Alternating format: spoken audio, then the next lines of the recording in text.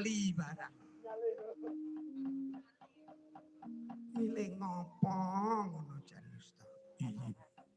Wonten mriki menika kathah sanget sainganipun. Sing kok anggap saingan ki sapa? Laring Jangleng putrinipun Mbah Bari menika saingan kula.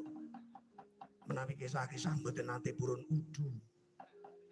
Ora gelem melu udu wontenipun nggih lajeng bonceng gren kula menika.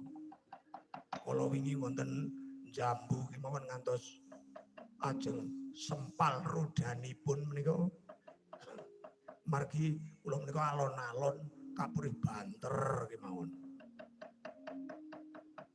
Ayo sing banter cuk ngoten niku. Pajan wis.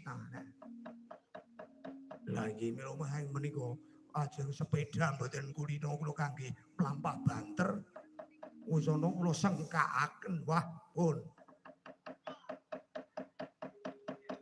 Rumpal lakeripun. Mulane duwe kendaraan ki ya dupeni. Paling ora ki ya kumbah. Wong barang antika kae nek ora dikumbah ki ya malah njlei. Wong kaya ngono gren bulus kaya ngono kok semang dikeki keranjang sedeng gewajana wong.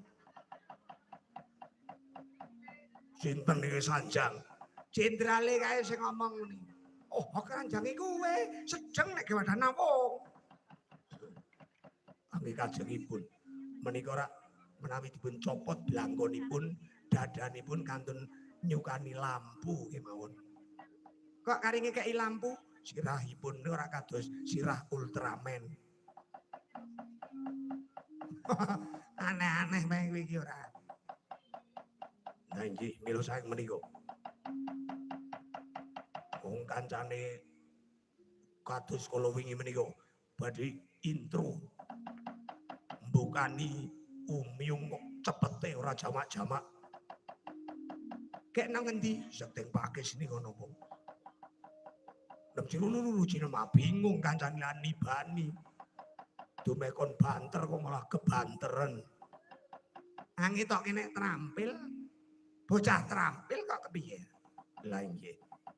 Nek omong aja deg-degan, degan. Ajeg sampeyan niku ora. Lenggah sing sekeco Hanuman kula rangketi. Sing paenong ati-ati kan.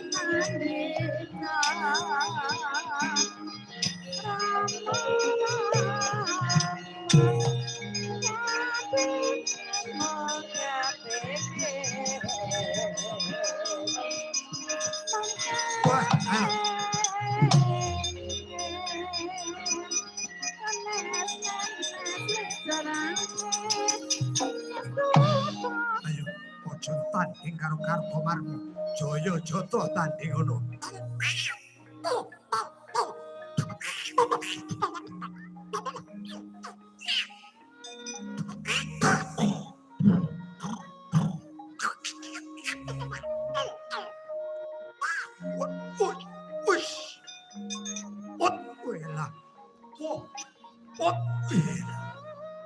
Ketek meletik-meletik kena-kena.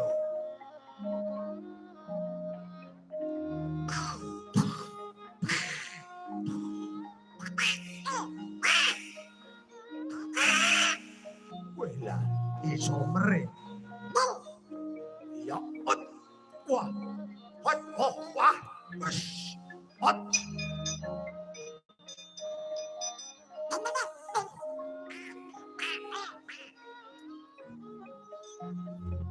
Malah kaya Donald bebek. What?